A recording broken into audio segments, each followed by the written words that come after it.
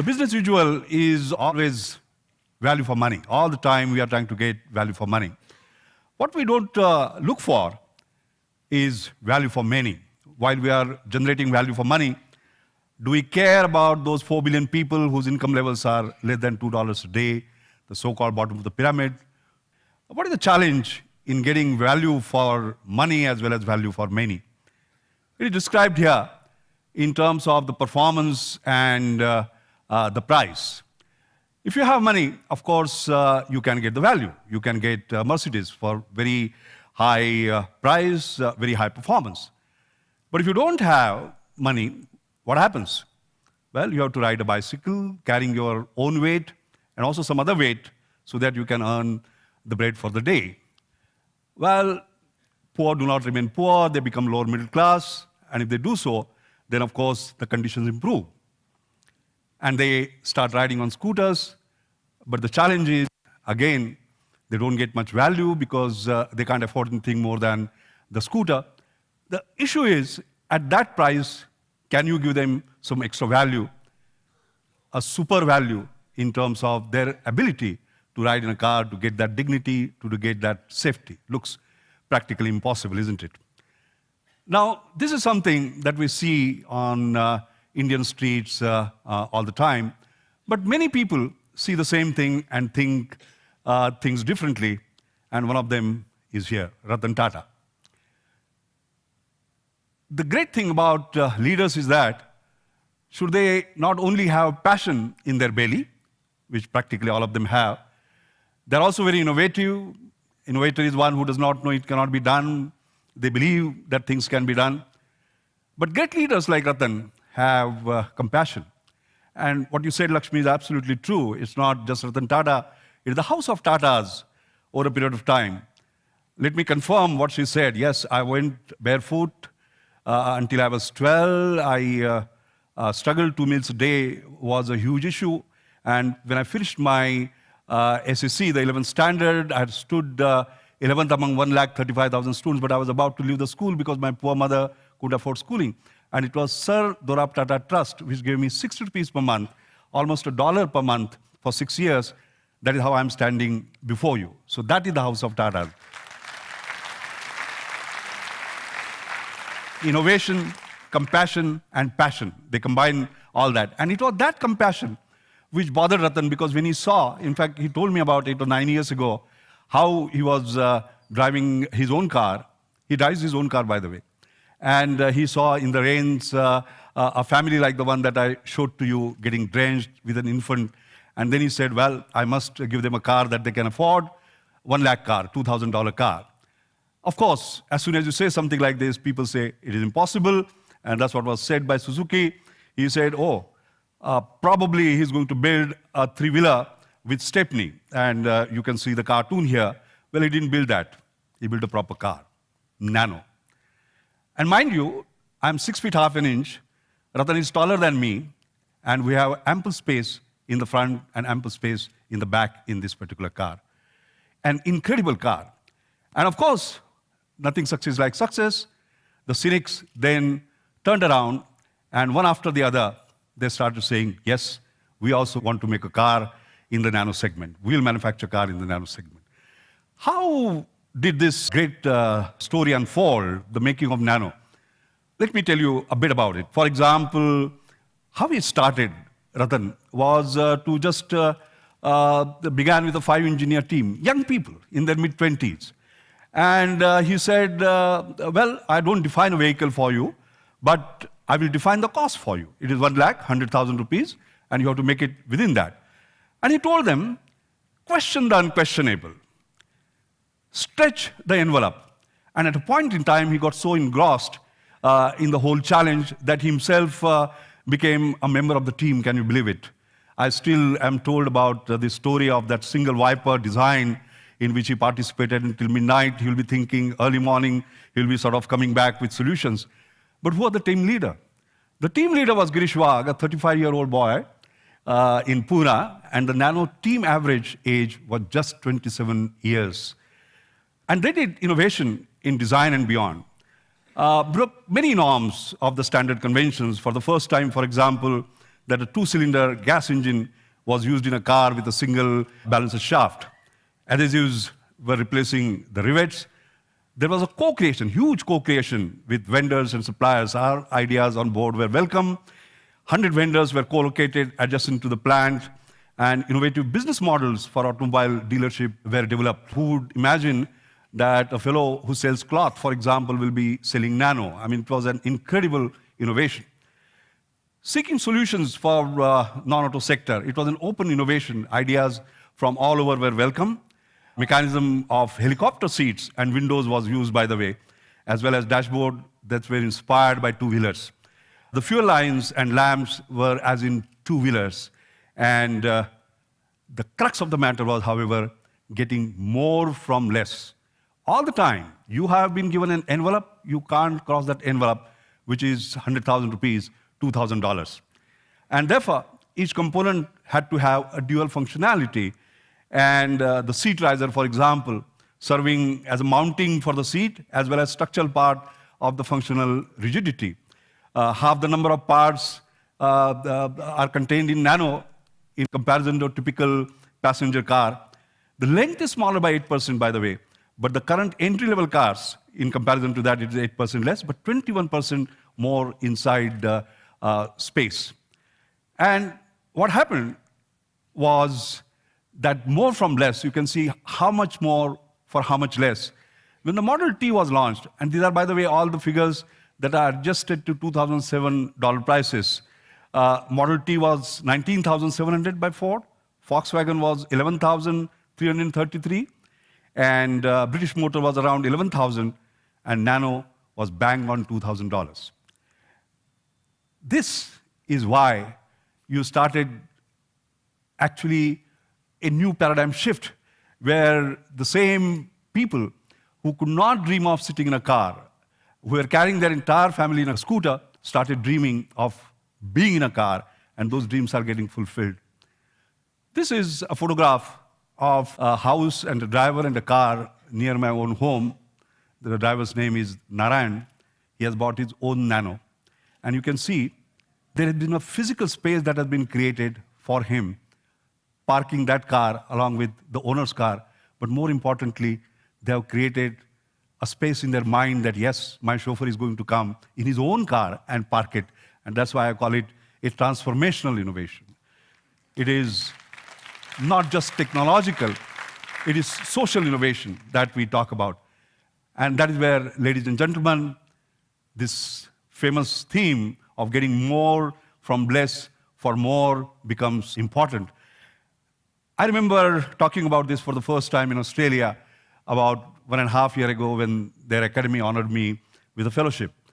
And unbelievably, in 40 years, I was the first Indian to be honored. And the title of my talk was, therefore, Indian Innovation from Gandhi to Gandhian Engineering. And I titled this More from Less for More and More and More People as Gandhian Engineering. And that Gandhian Engineering, in my judgment, is the one which is going to take the world forward, is going to make a difference, not just for a few, but for everyone. Let me move from mobility in a car to individual mobility for those unfortunate who have lost their legs. Here is an American citizen and his son having artificial foot. What is its price? $20,000. And of course, these feet are so designed that they can walk only on such perfect pavements or roads. Unfortunately, that's not the case in India. You can see him walk barefoot on an uneven land, sometimes in a marshy land, and so on and so forth.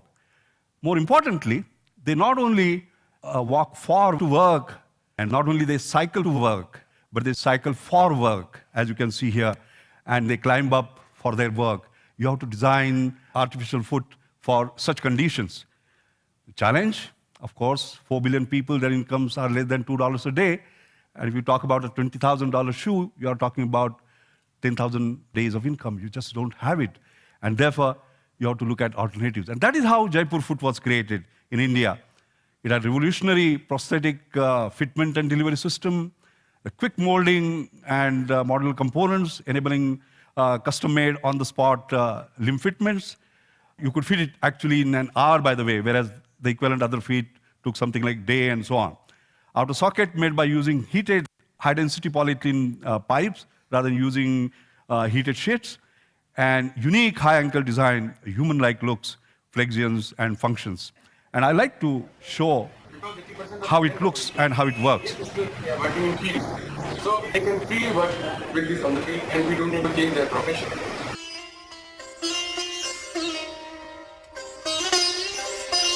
See, he jumps. You can see what stress it must have.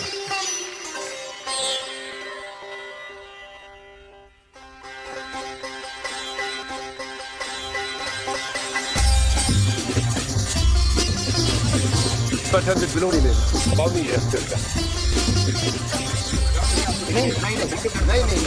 1 kilometer in 4 minutes 30 seconds.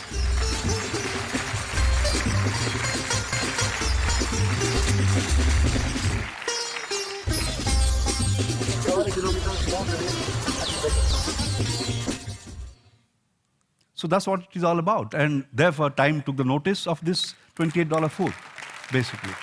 You know? An incredible story.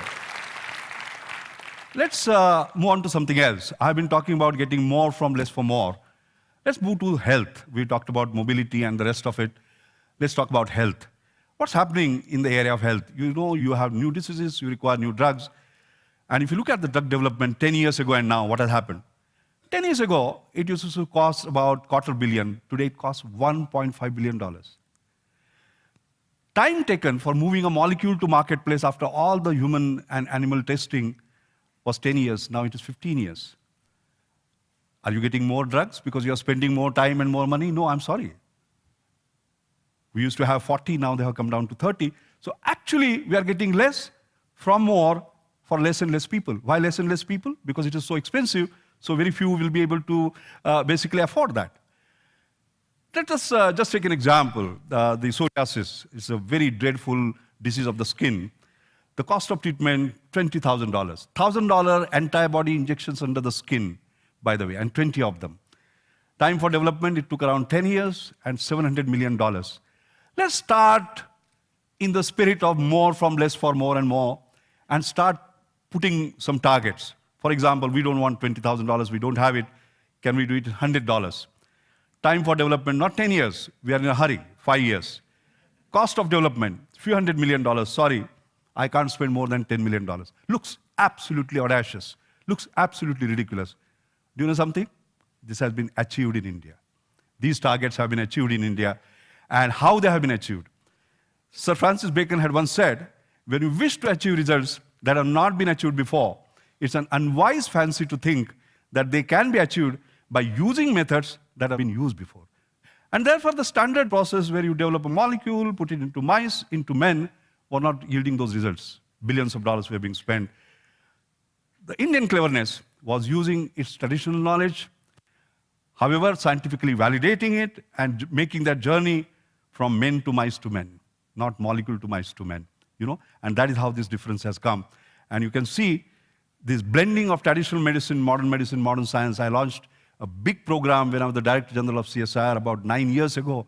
Is giving results not just for psoriasis, for cancer, and a whole range of things, changing the whole paradigm. And you can see this Indian psoriasis breakthrough obtained by this reverse pharmacology, by doing things differently. You can see before treatment and after treatment. This is really getting more from less for more and more people, because these are all affordable treatments now. Let me just remind you of what Mahatma Gandhi had said. He had said, Earth provides enough to satisfy every man's need, but not every man's greed. So the message he was giving us was you must get more from less and less and less, so that you can share it for more and more people, not only the current generation, but the future generations. And he had also said, I would prize every invention of science made for the benefit for all. So he was giving you the message that you must have it for more and more people, not just a few people. And therefore, ladies and gentlemen, this is the theme, getting more from less for more. And mind you, it is not getting just a little more for just a little less. It's not about low cost. It's about ultra low cost. You cannot say HIV/AIDS treatment, oh, $10,000, but because you are poor, I'll give it for $9,000. Sorry, it doesn't work. You have to give it for $100, $200. Is it possible? It has been made possible, by the way, for certain other different reasons. So we are not talking about low cost, we are talking about ultra low cost. You're not talking about affordability. You're talking about extreme affordability because 4 billion people whose income levels are less than $2 a day. All right? You're not talking about exclusive innovation. You're talking about inclusive innovation. And therefore, you're not talking about incremental innovation. You're talking about disruptive innovation. The ideas have to be such that you think in completely different terms. And I would also add, it is not only getting more from less for more, by more and more people, the whole world working for it. I was very touched when I saw a breakthrough on the other day. You know, incubators for infants, for example, they're not available in Africa, they're not available in Indian villages, and infants die. Incubator costs $2,000. And there's a $25 incubator giving that performance that has been created. And by whom? By young students from Stanford University on an extreme affordability project that they had, basically. Their heart is in the right place, like Ratan Tata. It's not just innovation, compassion and passion. Compassion in the heart and passion in the belly. That's the new word that we want to create. And that is why the message is that of Gandhian engineering. Ladies and gentlemen, I'd like to end before time. I was also afraid of those 18 minutes. I have still 1.5 minutes to go. The message, the final message is this. India gave a great gift to the world. What was that? 20th century, we gave Gandhi to the world. The 21st century gift, which is very, very important for the whole world, whether it is global economic meltdown, whether it is climate change, whether it is any problem that you talk about, is getting more from less for more and more, not only the current generations, for the future generations. And that can come only from Gandhian engineering. So ladies and gentlemen, I'm very happy to announce this gift of the 21st century to the world from India, Gandhian engineering. Thank you. Thank you.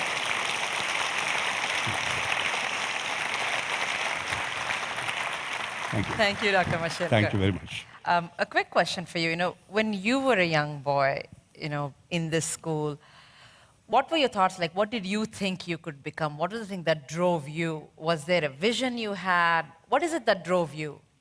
I'll tell you a story that drove me, that transformed my life. I remember I went to a poor school because my mother could not gather the 21 rupees, that $50 that was required within the stipulated time. It was called Union High School. But it was a poor school with rich teachers, honestly. And one of them was Principal Bhave, who taught us physics. One day, he took us out into the sun and tried to show us how to find the focal length of a convex lens. The lens was here, the piece of paper was there, he moved it up and down, and there was a bright spot up there. And then he said, this is the focal length. But they didn't held it for a little while, Lakshmi. And then the paper burnt. When the paper burned, for some reason he turned to me and he said, Mashelkar, like this, if you do not diffuse your energies, if you focus your energies, you can achieve anything in the world. All right? That gave me a great message.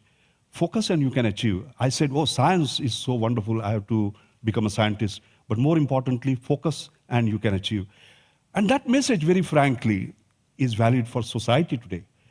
What does that focal length do?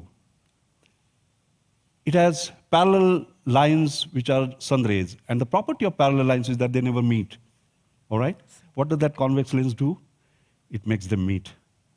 This is convex lens leadership. You know what is today's leadership doing? Concave length. They divide them further. All right? So I learned that lesson of convex lens leadership from that. And when I was at National Chemical Laboratory, I built Team NCL. When I was Council of Scientific Industrial Research, 40 laboratories, when 2 laboratories were not talking to each other, I built Team CSR. And currently I'm president of Global Research Alliance, 60,000 scientists from 9 countries, right from India to US. I'm trying to build a global team which will look at the global grand challenges that the world is facing. That was the lesson. That was the inspirational moment. Thank you very much. Thank you. Thank you. Thank you so much. Thank you. Thank you.